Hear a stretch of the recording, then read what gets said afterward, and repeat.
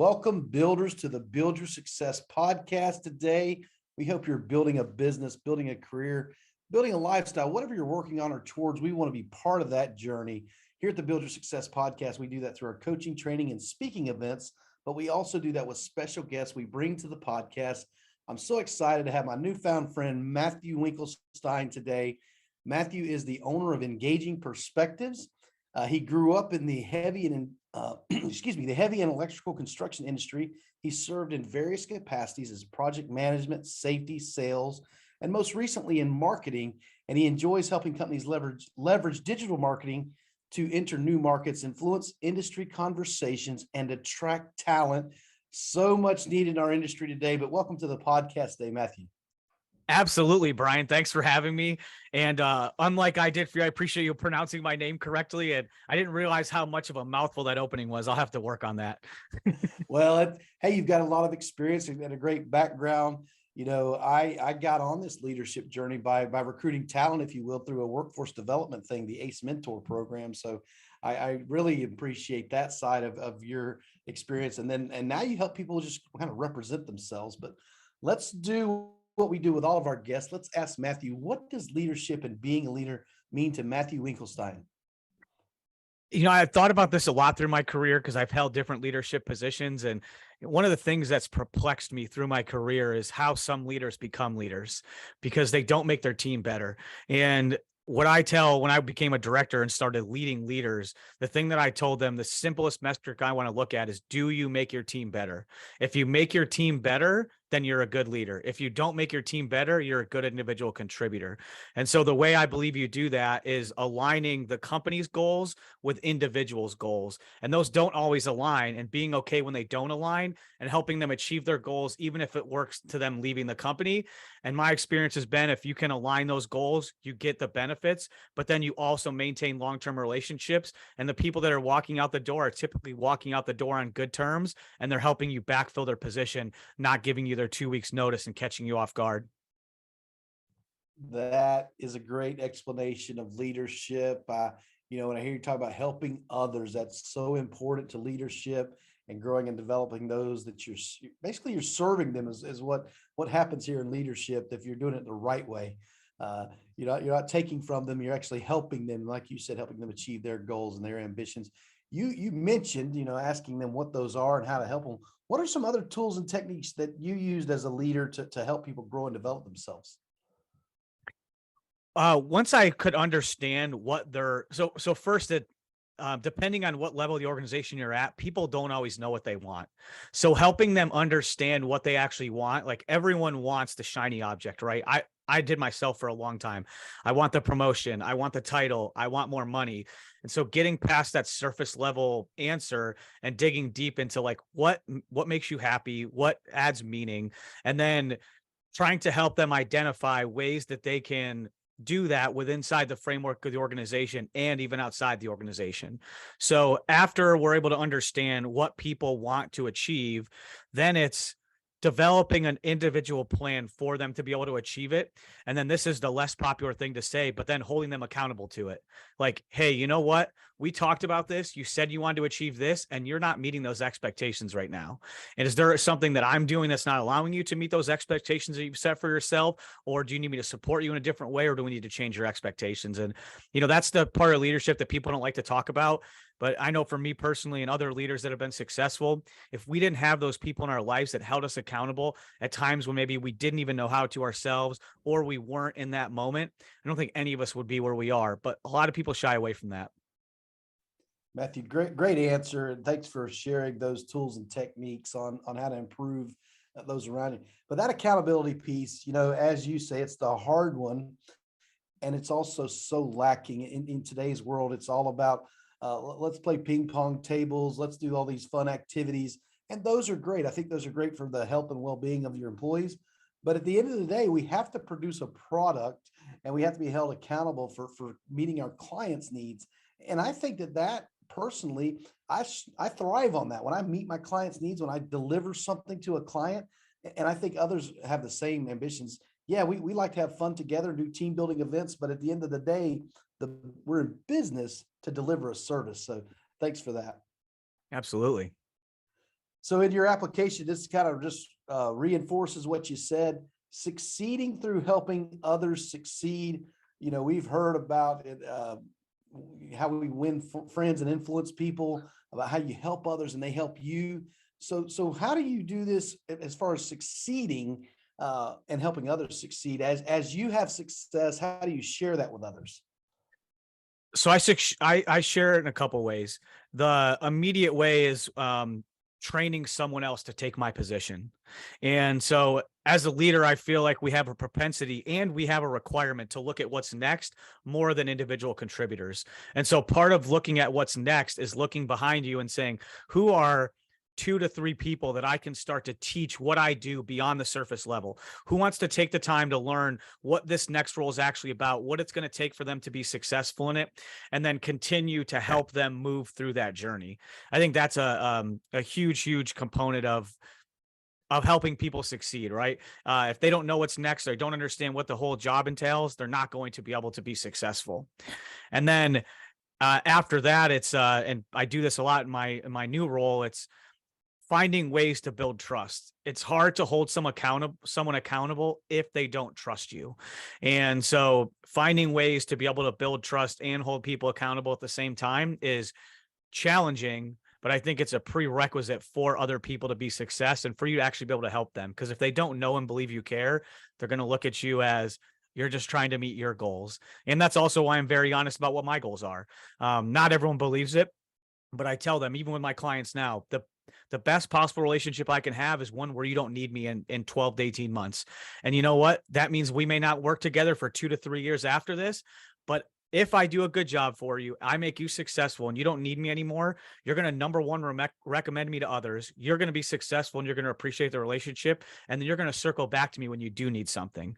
And like I said, not everyone believes that, and you have to build the trust and, really go out of your way to demonstrate that, hey, you're doing what's in their best interest to be able to get there. But if you can, people flourish. And the best part of what I've seen from that tack that I've taken, and I didn't develop that tact on my own, I actually developed it through bad experiences I had, is the people that I've helped help other people. And I love to see that when I see someone that I mentored and to see someone that I work with passing it on and being a good leader and helping other leaders become leaders, or other potential leaders become leaders. Matthew, I love that explanation of how you help people become successful. And it reminds me of a quote I've heard. I don't remember who said it, but there is no success without a successor. And some people think a succession plan means I'm getting rid of my business, I'm leaving, I'm going away. But we also need to think about key personnel. And as you're alluding to, sometimes people outgrow the business you're in. If you need to be thinking about bringing someone along with you and knowing that, hey, I have helped someone step up into the role that I used to fill. I've encouraged people, something that I learned the hard way is maybe I can do something that I learned to do now very proficiently, and I can get it done in 20 minutes. And it might take me 2 hours to teach someone how to do it, and then more maintenance to continue to coach and train them to do it. However, if I'll do that for a little while, in years to come, that person has taken over that and doing it just as well, or maybe better than I did it. So it's just realize, yeah, maybe today they can't do it as fast as you can do it, but they can learn to do it the same way you did. Have you had that kind of experience in your career? Absolutely. And I think that is a continued struggle in leadership, especially when you're a business owner, right? I feel like I struggle with it more in my business than I did when I was in a large corporation, because in a large corporation, it felt like there's almost this endless time loop at times where you're working on these massive projects that take years to develop. And so nothing really happens overnight. And then certain mechanics within the organization slow you down intentionally, right? It's meant to kind of have a governor on how fast you can go, because you don't want to break anything within inside that large organization. Now, within my own business, I struggled with it. And I would say when I first started my business, I did a poor job of it. I didn't do a good job of actually teaching people what I was doing. And I identified the wrong people to teach, honestly. And so it's been probably 9 months before I'd say I'm doing it well now, where I'm taking the time to, okay, this is how you can help me, explaining how you can help me, and then putting in the time and the effort to circle back and make sure it's going well. And I'm lucky. I have a fantastic partner, Alicia Ball, and she's always let me help you, help me help you. And that's when I hear that, I know I'm going too fast. I'm saying yes to something. And she always says, like, why did you just take that on? Don't say yes to that. Let me take this on. Let's delegate this. And so I think that's a continual journey. And part of being on that journey is finding, one or two people that you really keep close and that can speak truth into even some of the BS that we can convince ourselves of. Thanks for acknowledging how someone is helping. I love that way that she phrases that, help me help you. And it's an easy way for you to realize, okay, yeah, I need to explain this a little deeper. And you started talking about how it is to be a newly launched businessman. You and I have done this in the recent past. And I've learned a lot of lessons. I had a team before, and I don't have a team any longer. And so, and at first I was looking forward to that. Hey, I don't have as many what we call headaches and all the problems that your team members bring you. But you know what? I also don't have the assistance and the support I had with a deeper group of people. But I am having to learn. There's still opportunities to delegate. Let's talk about the struggles you've had. You mentioned a few of them already with starting your own business and basically being a solopreneur and now having to have some support roles that maybe be third parties and then that type of thing. Uh, yeah, I made every mistake that I read about and said I wasn't going to make. I tried to go grow a big business before a small business. I tried to have a large team before I had a well-functioning small team. All the mistakes. And those are tough mistakes to unwind. I was too broad at first with my focus. I was taking on customers in a million different industries and wasn't providing excellent service to any of them because my mind was so watered down with the other stuff I was trying to do. And then because I was so worried about growing a large business, I was thinking too far into the future and not enough about the present. And then that also led me to have not the right team around me and a team that wasn't necessarily aligned with what the goals of the company were and didn't operate the same way that I did. So last year I had a personal situation happen where my mom ended up being in a coma for almost a month and was in the hospital for a while after that. This is at the same time that my second son was born. And that was really an eye-opening experience for me where I had to take stock of, what am I doing here? What am I building? What decisions am I making that are right? What decisions that are wrong? And through my absence with my company and with my customers, it became pretty obvious to me who needed to be on the team and who didn't need to be on the team. And so that's nothing against the people that aren't in my team anymore. They just weren't the right fit for me and what I wanted to do. Great people. Hopefully they're going to be successful on their own or whatever they decide to end up doing, but just wasn't the right fit for me. And that's okay, right? I should have made that decision before, but it took this to be able to make that. So after I made that decision, scaled back, broke up with almost all my customers except for 3, which was scary. And some of those breakups were enlightening too. 2 of my customers were like, we were thinking about making a move. It was like, that's just even more saying I wasn't delivering the level of service that they expected, right? They wanted 100% of my time, and that's not a scalable business. And when I wasn't able to give them 100% of my time, they weren't as interested in what we were providing as a company. So offboarded almost all my customers except for 3, which was tough. That was a 75% revenue hit for 2 months, which, as you know, is a scary proposition.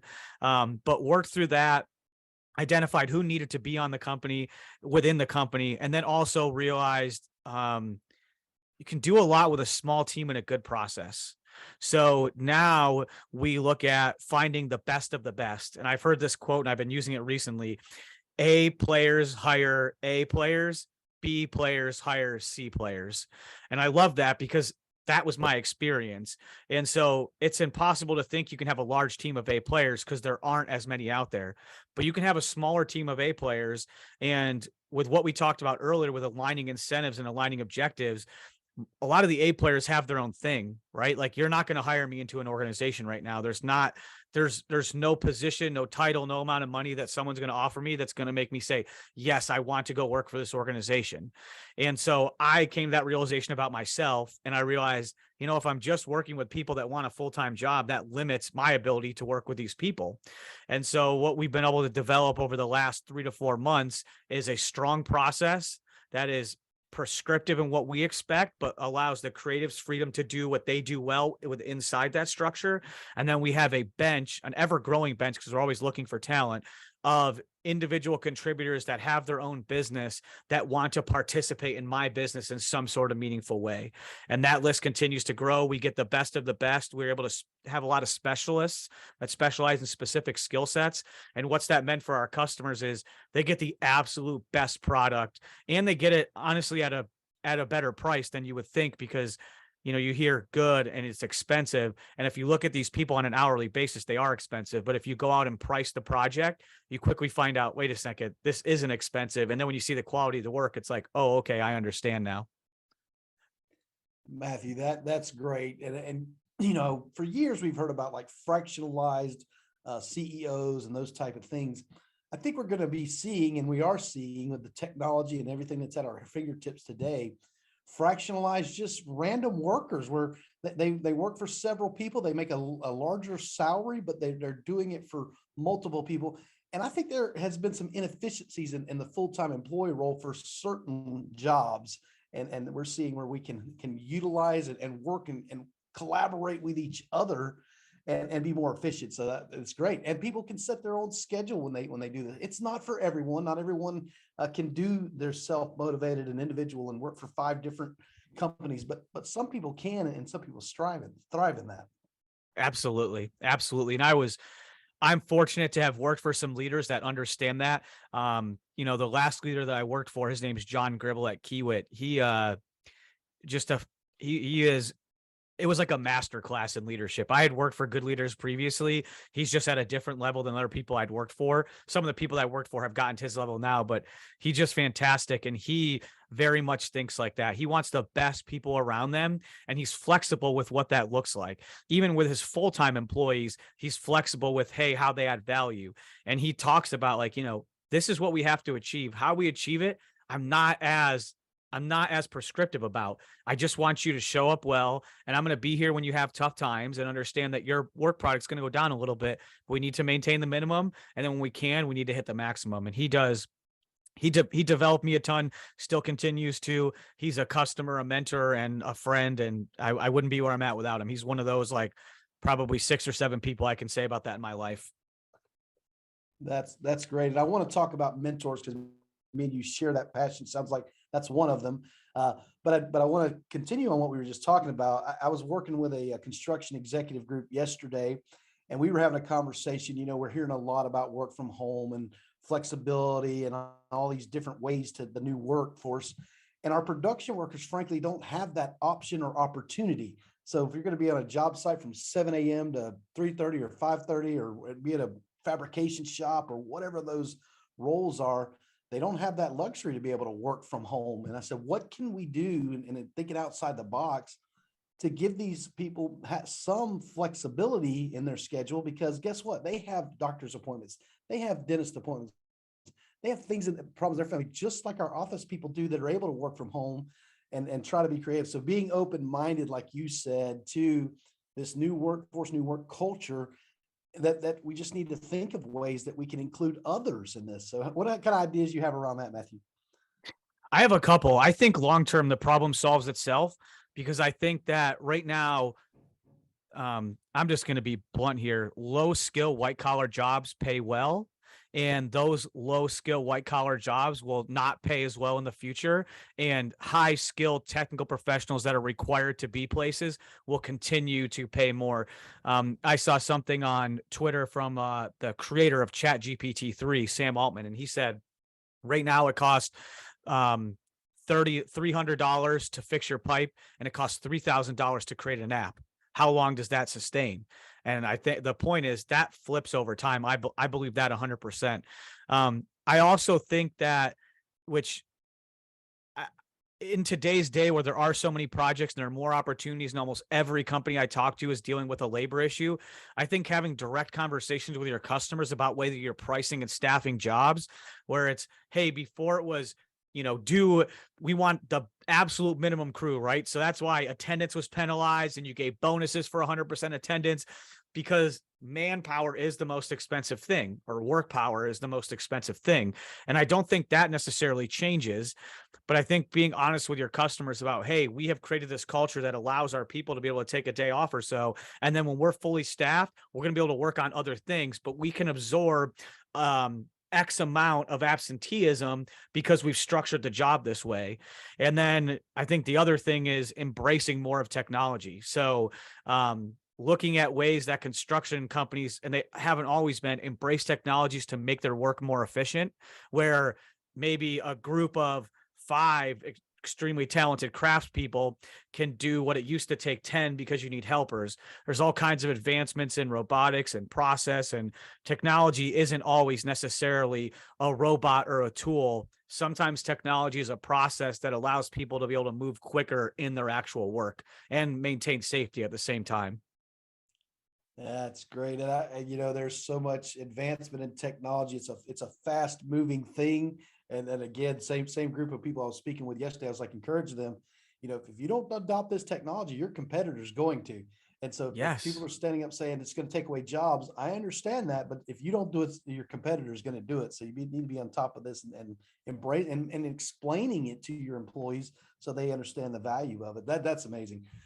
Well, Let's think about this just real quick, like recent history, right? 2 years ago, the big concern was truck drivers aren't going to have jobs anymore. That has not happened, right? That is a hard skill to be able to replace.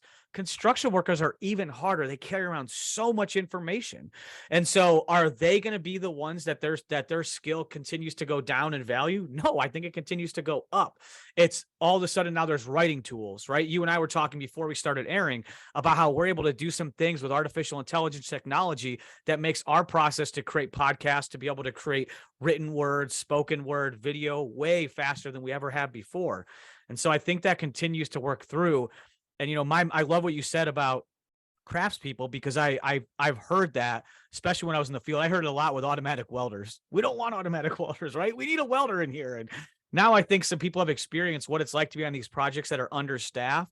And I think the message to those craftspeople is, hey, listen, if we embrace this technology, it's going to allow us to keep you safer. And can we hire as many people? No, but those people aren't out there now anyways. If we can do the project with this many less people, you're going to have that many more opportunities. And oh, by the way, we're going to save that much more of your body for the next job.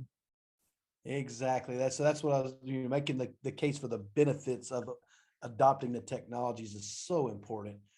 Well, let's back up to this mentor thing. You talked about someone that was a mentor to you in your previous role, but you and I share the passion for mentorship and mentoring others and being mentored by others. So how has that helped you in your career and your leadership style?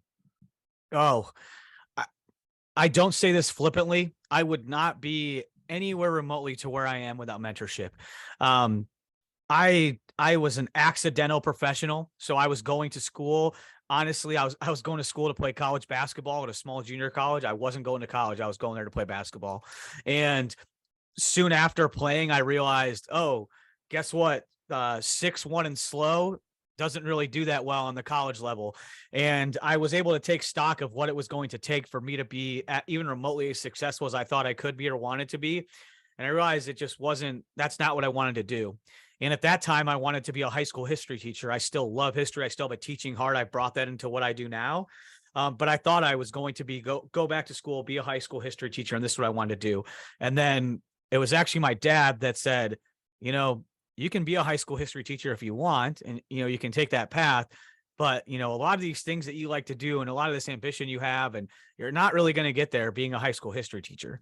And there's nothing wrong with being a teacher who's like, I just know you and I want you to recognize that. And so my dad was probably one of my early mentors, and he told me that, and I listened to that, and then ended up dropping out of school and didn't really know what I wanted to do. And it was super fortunate that he was in the power construction space. And he said, hey, there's a job called a junior rad tech that you can become a radiological technician by taking a test. You pass the test, and then you'll be able to get this opportunity and then go from there. And so I got that opportunity and then was able to transition into construction safety about 9 months later. And that's where mentorship really was my first true experience with it. I didn't know very much about safety. I knew it from the nuclear side, which on the construction side, that's way different, right? I understood nuclear safety a lot better than I actually understood the nuts and bolts of how to keep people out of harm's way and get people to do the things that they need to do to protect themselves. And so the project manager on that job and the piping superintendent, his name was Dave Rowe. If you're listening, I appreciate you so much. They took an interest in my success and took an interest in me and helped me understand things about my job that my safety mentor on the job didn't necessarily know or teach me. And they taught me a lot about the work. And so on my next project, that just continued to go forward. So I understood more about the work than a lot of the other people in the safety field. And so that made even more superintendents and project managers put their arm around me and say, hey, I'm going to teach you. And so that just caused a chain reaction of, I started to identify that that's how I can get ahead and that's how I can learn. So when I would see that someone was willing to teach me, I would figure out ways to add value for them. Like, what can I do that makes their job easier? And then I'm going to get the knowledge out of this. And then I daisy chained that all the way through my career. And that's how I was able to get my first few customers too. My actual one of my mentors at B&W when I was in business development, he's the one that recommended me to Kiewit, and my boss I ultimately ended up going to work for at Kiewit. So when I say that I've rode that wave and I wouldn't be where I'm at without it, it's not a platitude or a throwaway statement. I would not be where I'm at if people didn't take the time to teach me. And the reason why I shouted out Dave Rowe, the piping superintendent, is because the people that taught me early, I don't know what they saw in me. I was a early 20s wreck. I have no idea. I was hard to deal with. I had a ton of energy, a lot of times in the wrong direction. I thought I knew everything and I knew absolutely nothing, but they took the time to be patient with me and help round out my edges. And then I say all the other mentors benefited after that. And every time I got rounded out, I became a better mentee and became the person that I am today. Matthew, what a great story. And hear you talk about that. What I heard was you made a connection with the craft. Where a lot of safety professionals, they're going to throw the 1926 book at you, and that's the OSHA 19 for some of the listeners who may not know what that is, but that's the rules and the regs. And someone that connects with the craft and says, hey, these are the rules and the regs, but this is why there are rules and regs, and I can help you, be a safer employee and and embrace the whole protecting someone as opposed to just policing someone. Yes, I used to tell on that job, especially, I became friends with the craft because they were a lot my age. And even like, I remember the Boilermaker general foreman, he took it.